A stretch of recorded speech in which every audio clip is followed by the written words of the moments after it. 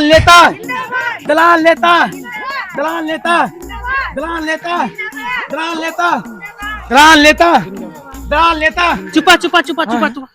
अब किर ऐसा प्लान करा कि सगरो वोट हम ही के मिले। अगर हम जीत गईली तो एक बात बतिया देती, कुलहीन लोगन के एक एक रसियन हम फ्री कर देबे के लिए, सबके लिए। ठीक बाने मीता, चल बढ़िया से वोट मांगे जब। हाँ बढ़िया से वोट मांगे। चला चला। दलाल नेता, दलाल नेता।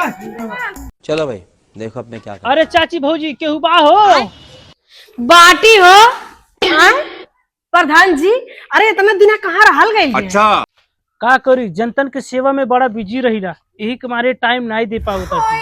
अरे प्रधान जी, कबो कबो हमनहुन के लिए टाइम निकाल दिहल करा। अरे ध्यान दिहल जाई, यही के मारे तो आइल बाटी। हमार चुनाव चिन्ह खटिया, तनी खटिये पे दिहल जाई। टेंशन न लो प्रधान जी, अब की पारी खटिएवा देवे। ये क्या हो गया?